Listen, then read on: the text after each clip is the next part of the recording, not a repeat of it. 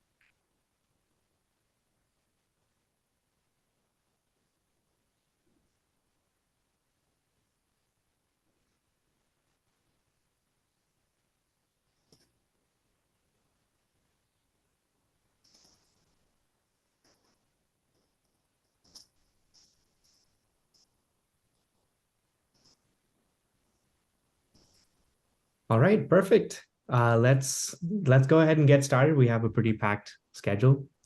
So again, good morning and good afternoon to everybody. Thank you so much for joining today's webinar titled Leveraging OKRs to Build Resilient Organizations. Anyone paying attention to the recent economic uncertainty can attest to the importance of building resilient teams. And I'm fascinated to learn more about how OKRs play a role in accomplishing this.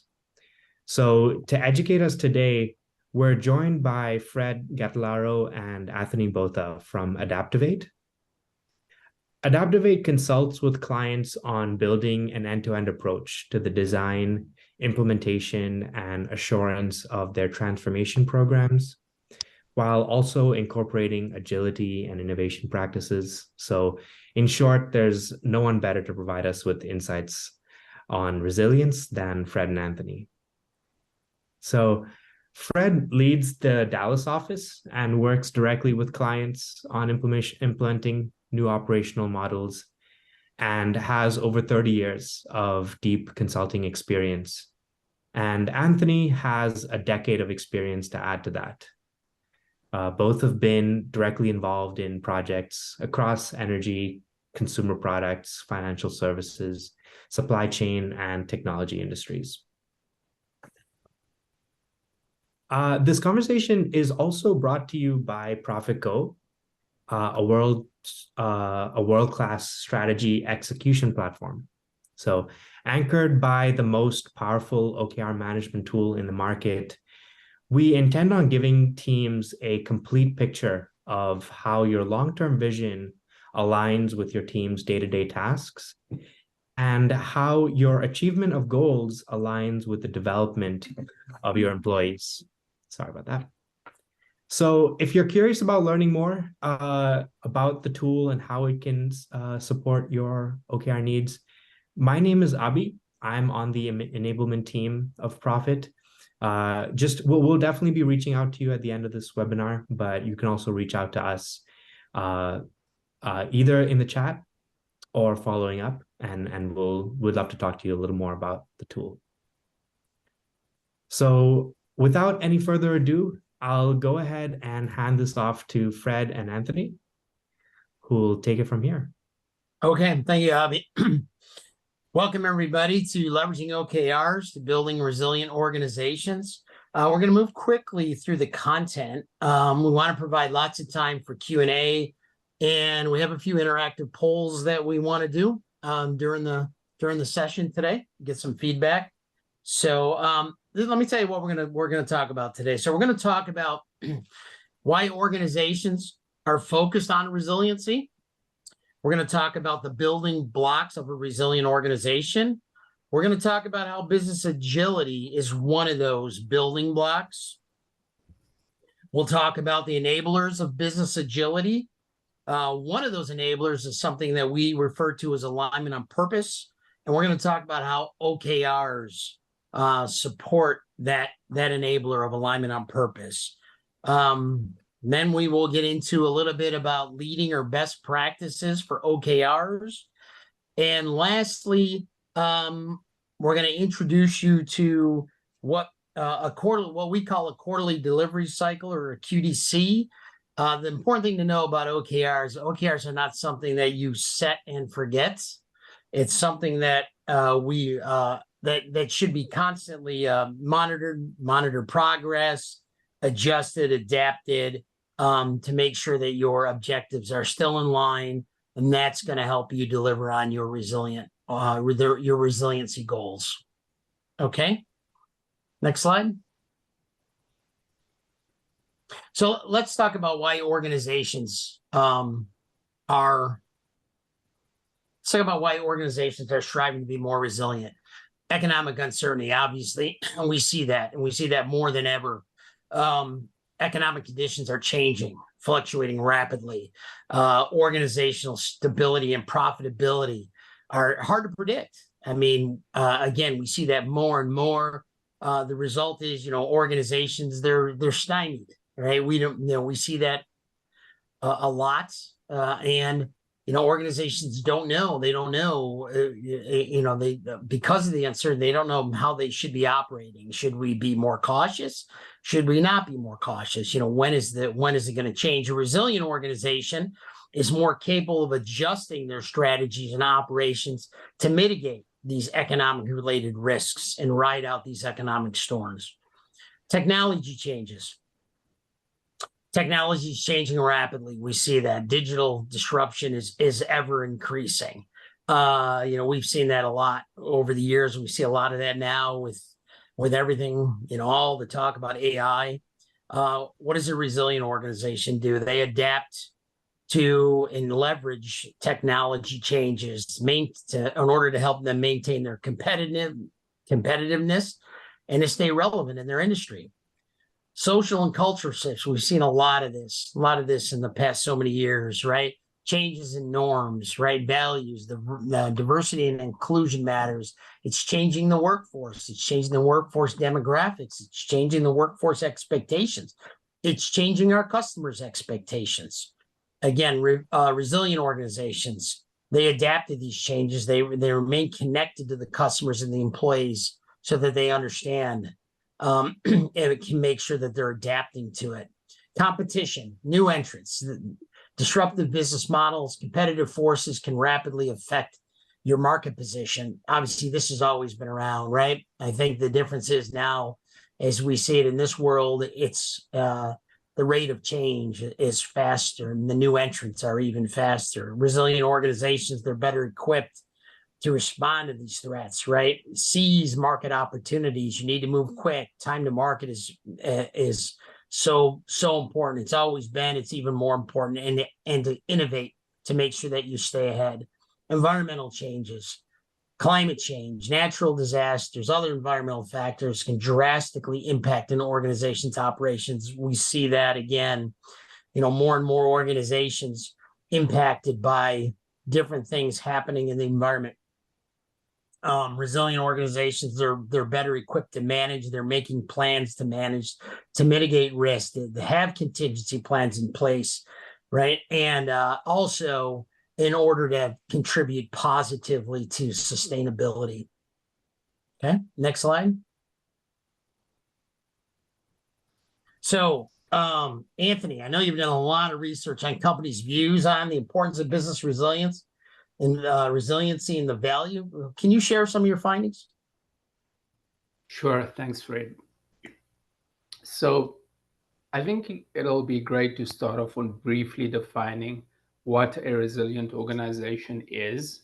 So resilient organizations respond to change, recover, and thrive. So in our context, change would typically relate to a threat, a challenge, or a disruption. In terms of the survey, a leading analytics firm conducted a survey in 2022. Approximately 2,500 senior executives across various geographies and industries were included in the study. And some of the key findings are as follows. So 97% of the executives believe that resilience is important to their organizations. However, less than half of those executives see their organizations as currently resilient. 2/3, or nearly 66%, of the executives have taken action, and they say that resilience is central to their organization's strategic progress, with digital, technology, finance, and operations identified as the key areas of resilience. The 2x and 3x statistics in the diagram highlight the outcomes of a resilient organization. So resilient organizations have nearly double the survival rate compared to low resilience firms, where low resilience firms typically have higher rates of either bankruptcy or acquisition. And then lastly, resilient organizations can demonstrate up to 3 times the annual revenue growth rate compared to low resilience firms. Okay, thank you, Anthony. Well done. So let's talk about what some of the building blocks are of a resilient organization. First thing, you need a culture that fosters recovery, learning, innovation. All right, in order to do that, you got to have a growth mindset, right? And if some of these terms are unfamiliar to people, just let us know and we'll answer the questions. You have to promote open communication. You got to encourage experimentation so that you can learn and you can adapt quickly, which comes back to celebrating learning in order to encourage that experimentation and that growth mindset. Okay. And you have to emphasize the importance of feedback, because feedback is obviously important to learning. It's important to having that growth mindset. So again, creating a culture that fosters that the recovery, learning, and innovation that you need to have build a resilient organization. Risk management exercises during strategic planning.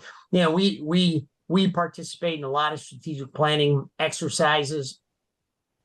Organizations, you know, would typically do their normal strategic planning, what they think the market opportunities. We see more and more organizations wanting to address resiliency specifically alongside their normal, what would normally be in a strategic plan for their normal, where they see themselves going from a business growth perspective.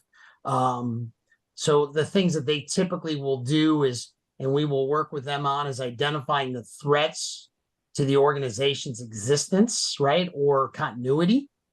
We'll estimate the impact of that threat, because obviously we want to address the things that have the greatest impact and likelihood. We'll assess the organization's ability to respond to those threats and identify what we need to do, the initiatives, in order to address the gaps in the ability to respond to the threats. And then, just like the things that we would do to potentially, for example, the objectives that we might have to grow the business, we might also have objectives specifically around minimizing the risk of these threats. Okay, kind of a third building block would be an operating model that promotes business agility. Okay, so promoting incremental delivery, having a cadence that it allows you to adapt, ensuring that you have very clear objectives and measures of success, and that the teams are collaborating to ensure that all our objectives and all our initiatives are aligned to those priorities. Okay, adopting principles and practices of agile delivery, okay, and leveraging tools to visualize and report on progress so that we all are on the same page and we're all collaborating. Okay.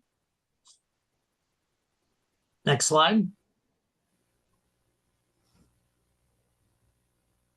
So the way we talk about business agility, it begins with a strong alignment to goals. Okay, we've defined it at ADAPTOVATE, an agile operating model, to show you, kind of to help people understand. And there's different models out there, but this is our model, and it works well in terms of helping organizations understand what really is encompassed in business agility. And the things that we talk about and the things that we help our clients realize is, first of all, alignment on purpose, making sure that we have a clear narrative on the organization where we want to go. We have a strong alignment on objectives and key results, and that we're collaborative and how those get developed. Certainty, a second one is certainty of team and funding. So teams, we want persistent teams. Teams learn to work more efficiently together when they're persistent. Okay. And funding based on teams, is an important part of having a kind of an agile operating model. Okay. The team should be autonomous. 3, autonomous. They should collaborate. They should be self-sufficient. If you have teams that can't operate unless they're talking to another team and another team and another team, it's very hard to get things done. It introduces a lot of inefficiency. So they should have, they should have the control that they need in order to function. Okay. 4, empowered people. So you could have a team that's autonomous, has all the right people on it, but they're not empowered to make decisions. So they need to be empowered to make decisions. And again, that will accelerate their delivery. Okay. And of course, teams have to have an understanding of their career paths, and they have to also set them up to continue to build their mastery. Okay. The next kind of enabler that we discuss is a transparent culture and embedded test and learn behaviors. So objectives and key results and a measurement system. Okay. Approach to measurement. Okay. Transparency of progress, everybody performing the plan, right? That we understand what our performance to plan is, and that it's an outcome-based culture, right? Again, aligned to where we need to take the organization. 6 one's a little bit harder to understand, but those of you who have been victimized by this will understand this one. Okay. An architecture, both from the business and technology, that's that is able to be taken apart so that we can make improvements. Okay. When you have an architecture that's so intertwined, whether they're the business rules or the technology, that you really can't change anything unless you involve many, many organizations or the entire organization, the entire different functional areas, et cetera, makes it very difficult to make improvements, very difficult to adapt, very difficult to create that resiliency that you want. Okay. And then lastly, sustainable, agile, and lean practices, practices for, how we work, so that we are successfully delivering iteratively. Okay. We have agile processes that are consistent across the teams, and that we have interaction models that people understand how to work together.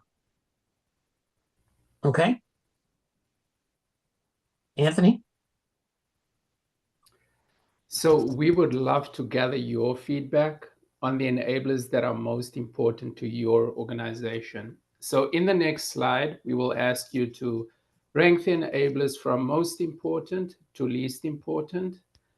We understand that each organization is unique, so your rankings do not necessarily need to align with the order or the numbering of the enablers list.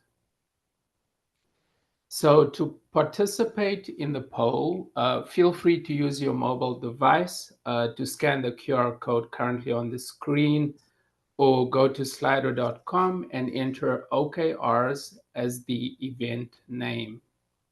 So we need to rank the enablers from most important to least important.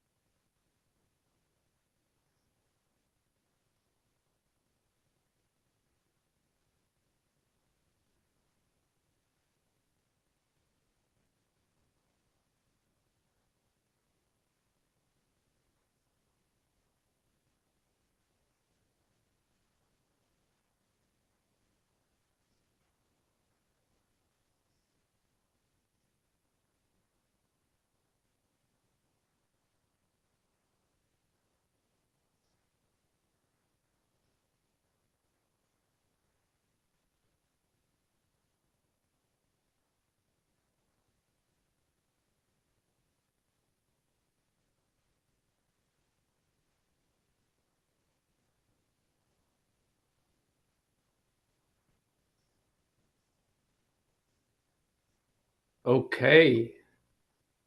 So, Fred, I think we've got everyone's feedback.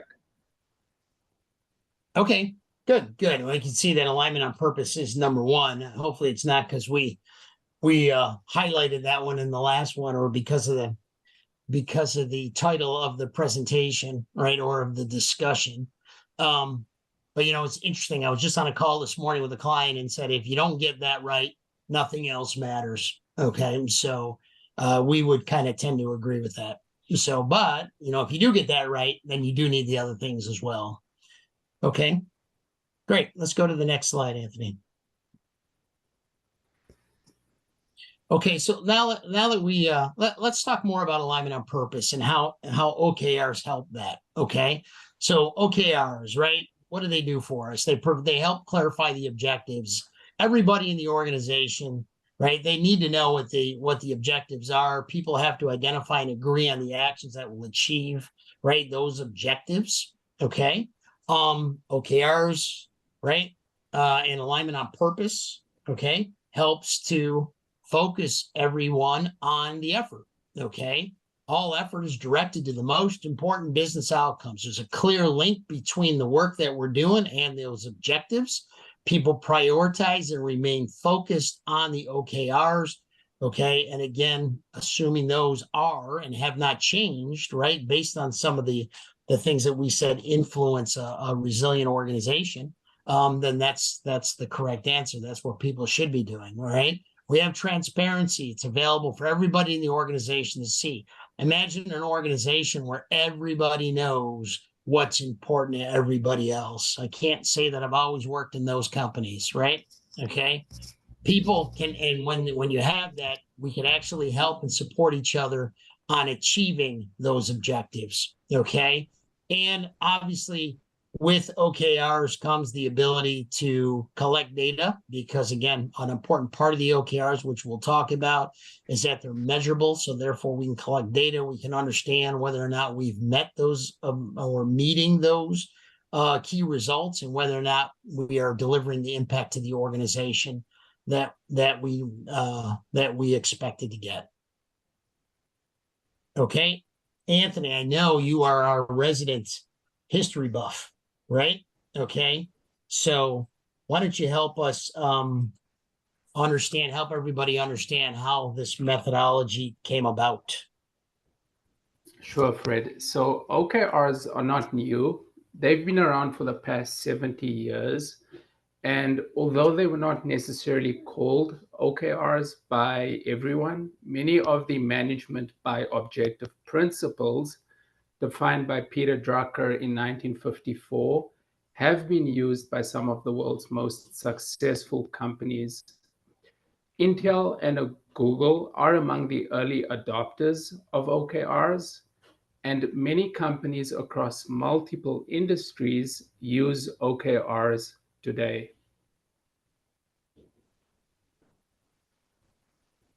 Okay, so let's talk more about specifically OKRs. So you think about the objectives and key results, right? What's the objective? The objective is what we want to achieve. Okay, that's our goal. Okay, the key result is how we're going to measure that progress against that objective. Okay, so the objective should be actionable. It should be ambitious. Should be inspirational, right? Therefore, it should feel slightly uncomfortable. Okay. We'll talk about this later. You don't just set them once. We'll set them annually. We'll set them quarterly, right? Okay. Clarity makes the objective achievable. If we don't have clarity, the objective will not be achievable. And objectives and the key results specifically have to be SMART, just like it's been around forever. SMART goals, right? They have to be specific. They got to be measurable. They need to be assignable. They need to be realistic. And they need to be time bound or time related, right? And again, aspirational, okay? Leading to data driven kind of grading. We'll talk about it in the context of a quarter, okay? Next slide. So let's talk about some leading or best practices that help you effectively operationalize or utilize OKRs, okay? We've done many, many client engagements, and this is what we've found that have worked best with respect to OKRs. strive to prioritize the top maybe 5 objectives. It can be 7, right? You know, the point is to not make it a long list, right? That people just have a hard time remembering. One of my clients recently said, you know, he wants his objectives to be so, he doesn't want to be so many that you can't remember them, that you got to go look at a piece of paper to do it. They should be easy enough to memorize. Okay.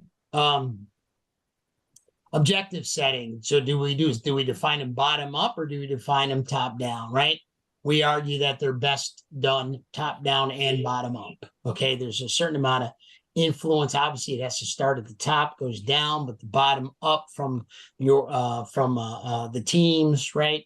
So there is a kind of a meshing of the minds, right? And then we understand and we have agreement around what those OKRs are. Okay, they should be a stretch. They shouldn't be layups, right? Okay. You know, we've learned through many engagements, you know, probably, you know, what's the number? You know, roughly 70%, right? Should be strong performance achievable, right? Okay. You can't have the teams believing that none of the OKRs would be achievable. Okay. They should cascade. So they start at the organization level, but they cascade down to the team level. So what do we mean by cascade?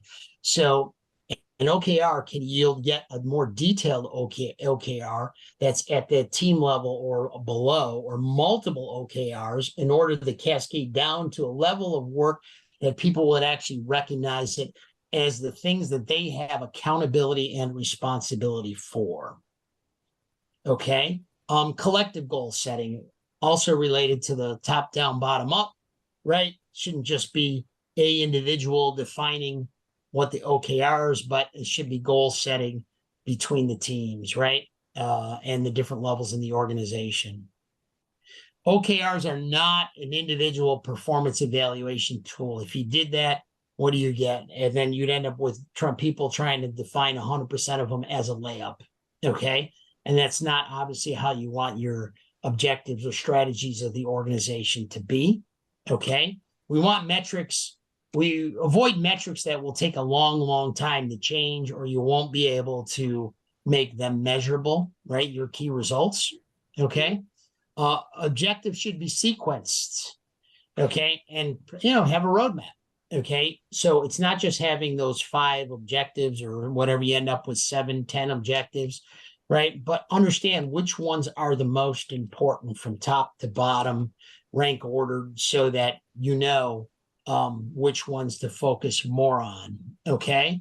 Regular communication around continuous improvement, what's working, what's not working, okay? What do we need to change? What do we need to do better, okay? You know, in the idea of continuous improvement is going to help us perfect the process. You know, the thing we talk a lot about is that OKRs, when you do this for the first time, it's not going to be as good as when you do it for the second time and the third time. So expect that. And you don't expect to be perfect, you know, out of the box. The other thing is incremental delivery. Promote the effective implementation of OKRs. So again, like I said before, we don't set it and forget it. We don't create an OKR potentially. We can create one for the year, but we should have opportunities to measure our how well we're meeting it, let's say quarter by quarter. And we're going to talk about that next, okay? So that then we can come back to it again, measure what's working, measure what's not working, and just instead of just finding out at the end of the year, hey, this didn't work for these reasons, and we've lost the whole year. There's plenty of opportunities to gain feedback along the way. Okay?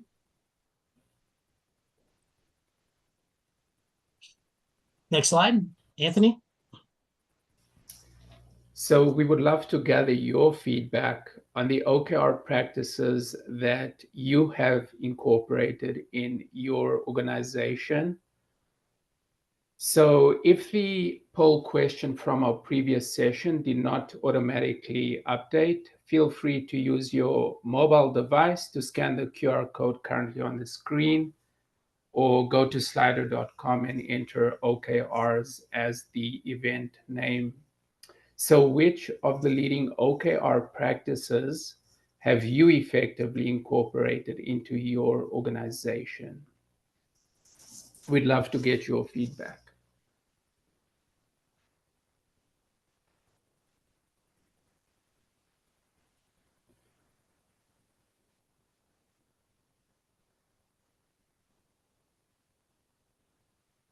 This is a multi-select, right, Anthony? Yes, it is.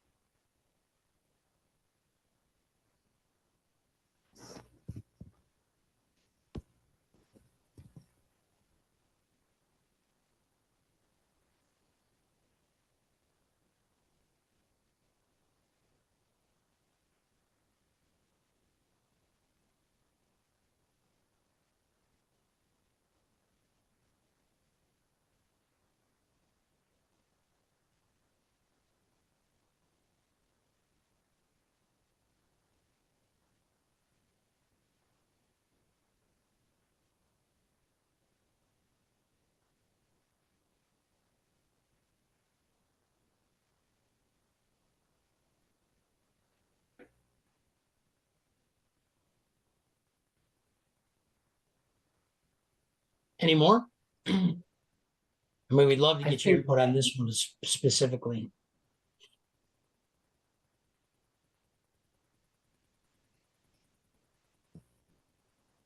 Okay, we'll give everyone another 30 seconds.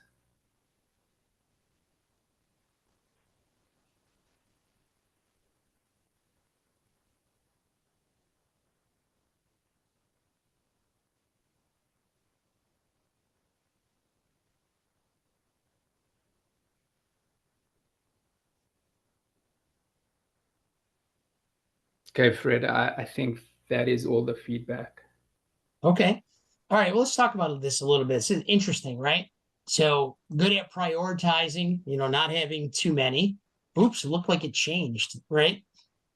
Somebody did one drop off, right? So prioritizing, not too many objectives. That's good, right? Collective goal setting. Okay, that's good too. That's great. Okay. So regular communication across the teams. Let me just throw some presumption around that, right? If we don't have regular communication across the teams, what happens, right? Okay, sometimes then the OKR gets created, set, and then we don't follow up on it, right? Are we actually, it kind of goes stale, it sits in a desk drawer, right? Is anybody actually really operating to that? Okay. Cascading OKRs through the organization. A lot of times what we see when people don't do that, the OKRs are at a higher level, and people don't know in the teams below them what that means for them. What does it mean in terms of how they need to change their work or change the things that they're working on? Sequencing objectives to provide a roadmap. Without that, okay, if we have multiple OKRs, and I'm sure many people have seen this, sometimes the OKRs actually are in conflict with each other. They may trade off with each other, right? So if we don't understand kind of which ones maybe are the most important one, that can lead to some difficulties in prioritizing, defining stretch OKRs. Well, we like them, obviously. You want to make them such that, where they're aspirational, okay? Incremental delivery, again, dropped off, right? But, to set an OKR, I want to talk about in the next slide, to set an OKR, a lot of organizations, and I've actually worked in these organizations, we'll set it for the year. We don't look at it until kind of the end of the year, okay? Objective setting is 40% up, 60% down. I mean, it could be collective, but obviously we want it to be both top down and bottom up, okay? All right. Again, we do not want them to be a performance evaluation tool. So if that's happening, that's probably could cause why they're not aspirational. Okay. So interesting. And avoiding metrics that none of the above is not a great answer, obviously, right? And avoiding metrics that take a long time to change, that's good if we're doing that. If we're not doing that, then obviously it makes it just harder to measure the success of our key results. Okay. Next slide, Anthony.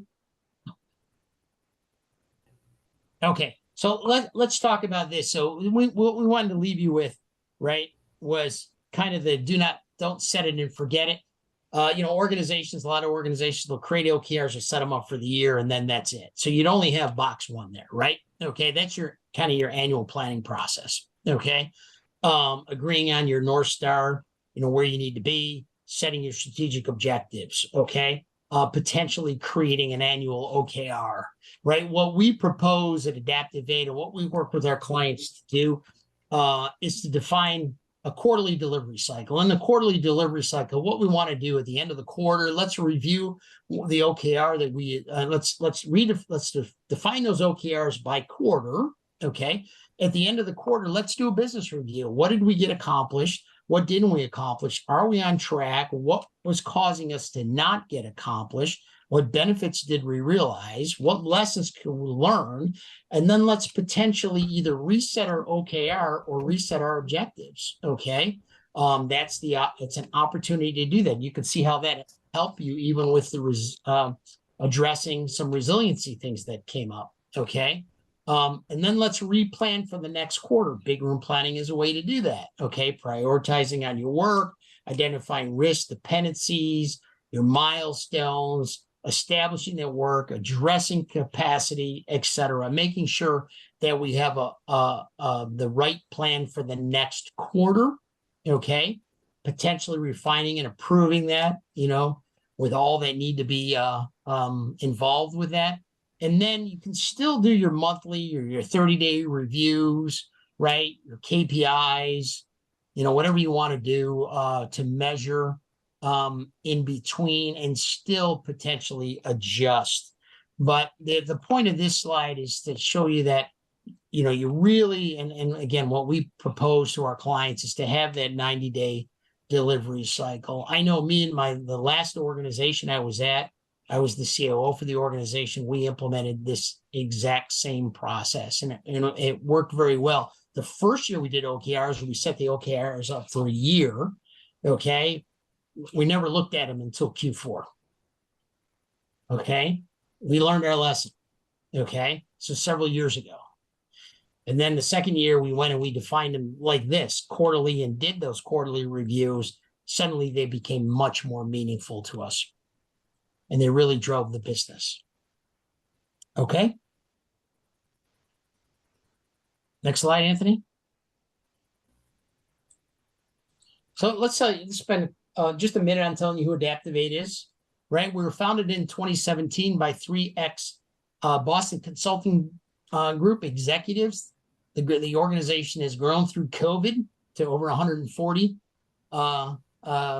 individuals, okay, with 10 different offices, okay? We provide strategy consulting, process consulting, agile consulting, transformation consulting, scaling your operating models, right? Accelerating, helping you to accelerate your business design, improving how you do delivery, aligning your strategy with work, and again, business agility. And obviously we do a lot of work with OKRs as well. Okay.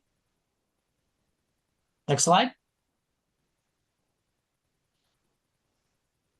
Okay, so we partner with Profit.co. We help clients become more resilient, right? And we would invite you. There's all our contact information. If you have any questions about ADAPTOVATE or some of the things that we talked about, or just comments, feedback, I'd love to hear it. Okay, or obviously, Abby, if you have any questions about Profit.co.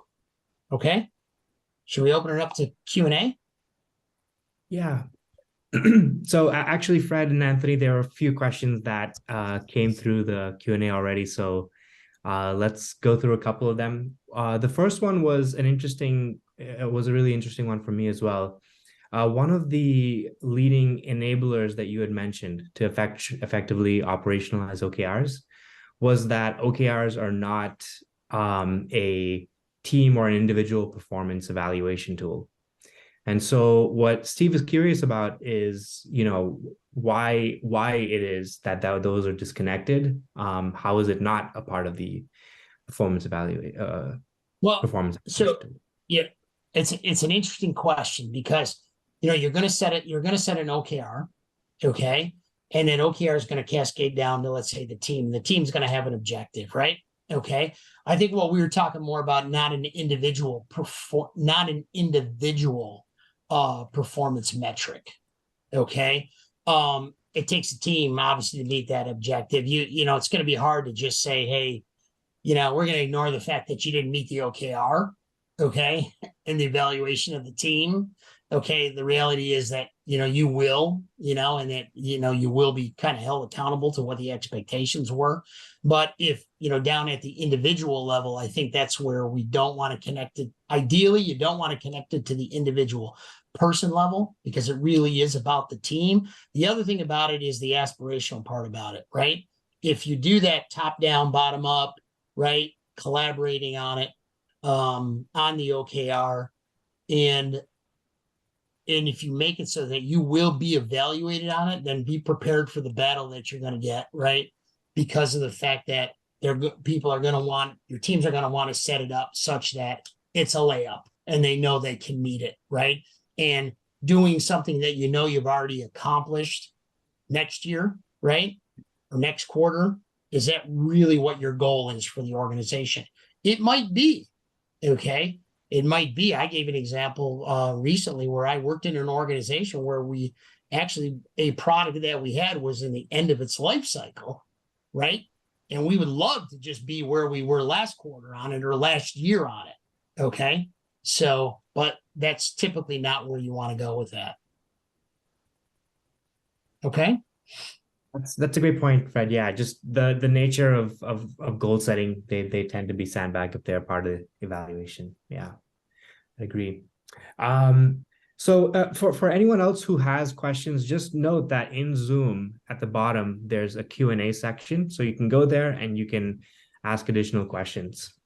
So we got another one from somebody, and this is also fascinating because we have a lot of customers or a lot of clients that come to us with annual goals, and we provide the recommendation of that it being quarterly. So what they were wondering is how, if you do have already created annual goals, how do you convert them to quarterly? How do you prioritize? And if you could provide an example. Yep. Yeah. So it kind of depends on the goal. Okay. So let's assume, I'm going to pick one at a very high level. Let's say that you wanted to grow revenue, 10% for the year. Okay. Well, that could also translate to growing revenue 10% for the quarter, each quarter, because that will potentially result in 10% for the year, although the math isn't exactly right? Because 10% on top of 10%, or it would be more, right? Okay. But you can see how that one might be persistent from quarter to quarter to quarter to quarter. Okay. But a lot of times then the goals may be a ramp, right? Okay. We want to be at 10% at the end of the year. Okay. Where do we want to be in Q1 versus Q2 versus Q3 versus Q4? And it may be a ramp up. So it would really kind of depend on the goal and where we think we want to be. The worst, again, from my experience, the worst thing you can do is just define the annual goal and then hope you're going to get there. Okay. I've got plenty of examples, many years of working where we've done just that. Okay. And we had to learn our lesson. Okay. The best lessons learned usually are through mistakes, and we've made those mistakes before, not as a consultancy with ADAPTOVATE, but when I was in industry. Okay. So again, you take that OKR, you look at it and say, in order to meet my annual goal, what would I have to do in Q1?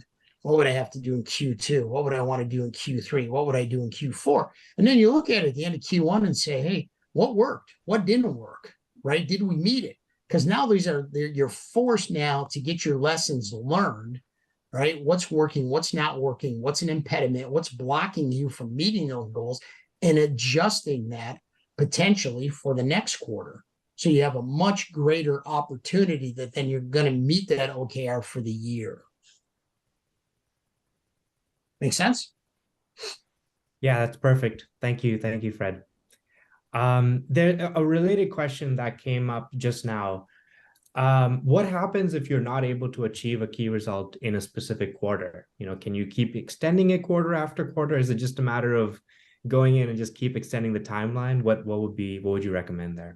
I think what you'd want to do is you'd want to look at it and say, why did I not meet that? Why did I not meet that key result? What stopped us from meeting that key result? Why did we not do it? What prevented us from doing that? Right. Again, what blocked us from doing that? Because I don't know that the right answer then is to just extend it to the next quarter, because if we don't understand why we didn't meet it, okay, why would then, I'll just be a little provocative here, why would you, if you change nothing, why would you think you're going to get the same results in the next quarter? Okay, so it's really an assessment of what lessons have we learned, why didn't we do it, and then understand whether or not we're going to make it for next quarter. What do we need to change in order to make that objective next quarter? Now, maybe the objective changes for the key result changes for the next quarter. Okay. Maybe it stays the same. Okay. But at least now you understand, right? And the organization understands whether or not you think you're going to make it, right? Whether or not, we think we're going to make it, and we've made adjustments in order to better improve our likelihood that we will meet those key results in the next quarter. But I don't think just extending it, not meeting it and extending it is the right answer. And Vijay, if you are a user of Profit Code, just know that there is a tool or a feature within the tool that allows you to do this reset. So even if you're not using Profit, if as Fred mentioned, if there's a structured process for reflecting at the end of the quarter, that's best case. And tools like Profit, they provide features most times to allow you to add some reflection notes and be able to recreate the OKR next quarter with some adjusted metrics. And that actually takes me to Francisco's question, which is, how do you deal with the complexity of adopting Profit Code or any software, I'm guessing? Is there some kind of graduality? And maybe that's a question I can answer.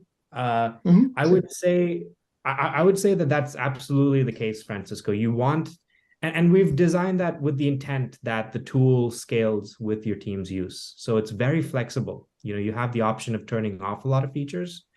And so I would sort of take advantage of that, right? We built a tool with a lot of features that's configurable so that it accommodates a very simple use case, but it kind of grows with you as you expand on your use. And if you reach out to our enablement team, we're more than happy to provide you with a roadmap of what you can turn off, what I'd recommend leaving on. So maybe, Anthony, if you wouldn't mind flashing my contact info on the screen again, just reach out to me and I'd love to get you connected with someone on our team to help you with that. Okay. So another question from Nihal was he was having a hard time explaining what attainable versus stretch goals are and the recommendations around that. Yep. Often happens, right? People don't quite have an understanding, right? And I wonder if it's an understanding or maybe it's denial, right? I'm teasing a little bit, right? Okay. Obviously, attainable goal is something that we know we can meet. Okay, we don't have to change anything. We know we can get there, right? A stretch goal is something that, we would have to change something in order to meet that goal. Maybe that's a way to think about it, right? Okay. Because we're not set up to meet that goal. We haven't achieved that goal in the past. Something would have to change in order for us to get that additional increment improvement in that goal. Okay.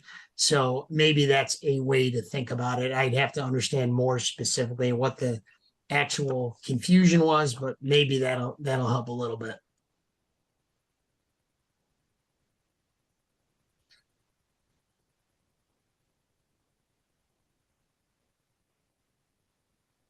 Yeah, and now feel free to add any follow-up comments to that. I'd love to dig into that deeper.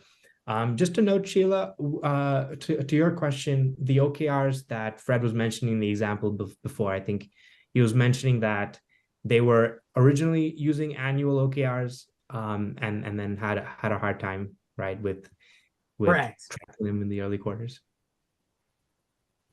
Yeah, I mean, that was an organization that is the organization that one organization when we first adopted OKRs, for the year, we set our goals up for the year, right? Okay. And then, then last quarter of the year, we're like, where are we against our goals? Mm-hmm. Okay. Well, it's a little too late at that point. As try as we might, it was a little too hard at that point for us to adjust, right? Figure out why we weren't meeting them. And then at that point, make changes. So I think the quarterly, then when we moved to the quarterly process, obviously it was much more productive. We looked at them every quarter, we adjusted, and we much improved our ability to meet our OKRs. Perfect. Thank you, Fred. Another question that came up, wait 1 second here.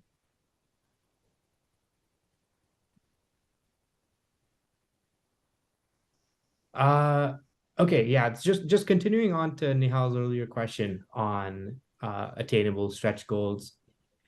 He mentioned that KRs are meant to be smart. So if the team says that it's not attainable, how can we have stretch goals?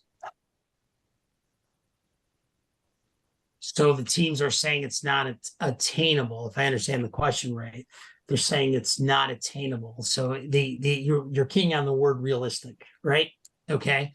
Well, just because something is realistic, it doesn't mean that it can't be a stretch. Okay. So again, if you understand, we can get better. We can do things differently. We can get better results. Okay. And we could still argue that that is a realistic goal. Okay. Just because the definition of R is realistic doesn't mean that it has to be a layup, something that we know we can accomplish without any change. Again, we may still have to change things, but we know that is a goal for us, right? It's stretch, and we know we can get there, right? Or we have I should say, a vision for what we would have to change in order to make that improvement, right? So if it was just something that was just way out there, right? Hey, let's say we're an organization, we say, I remember once I was working in an organization, and he said, we wanted to grow 100% the next year. I said, it's not possible. Okay. This was actually, I wasn't working. I was kind of advising the company, right? And I said, it's not possible. Okay. You're not going to get there.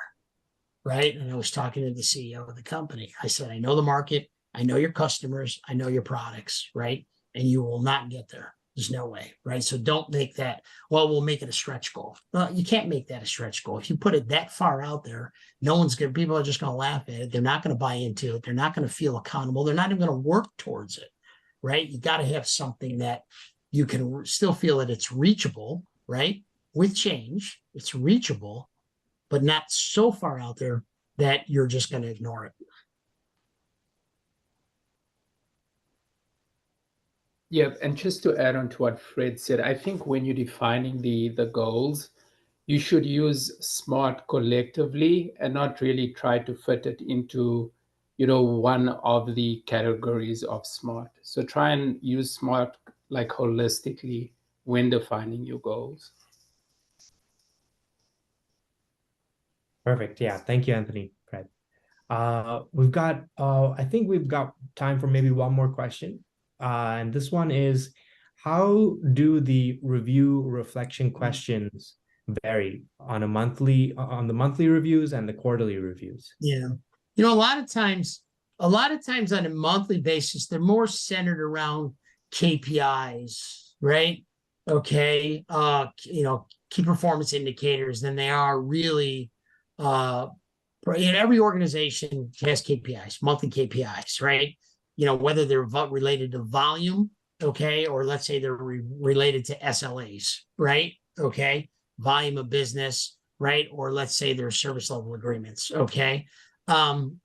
So a lot of times people will measure that, okay, on a monthly basis, okay? On the quarterly basis, they'll focus on the OKRs and what are we doing to meet the whether or not we're meeting the OKRs, what stopped us from meeting the OKRs. But if you think about OKRs, this is a nuance. You think about OKRs, a piece of the OKR can sound very much and be very much like the KPI, okay? So you think about that OKR. If you meet that OKR, what's the benefit of it? Well, it should change potentially a KPI, okay? So you may see that you'll see kind of hopefully the results. You may not see them in that same quarter, right? Because you haven't done everything that you're planning on doing in that quarter, right? But you'll see it in the KPI. So usually the monthly ones are a little more focused on the KPIs, right? Which is kind of historical performance, right? And if you think about the OKR, it's more directional, okay? What we want to do in the future, okay? So again, don't know if that helps, but that's maybe a difference on kind of how the questions are focused. Now, that doesn't mean you can't look at things from an OKR perspective inside of the month, right? Especially if something's happening, something's changing, especially as we talked about all the factors that impact business resiliency, right? Okay, then obviously you have that opportunity to change that.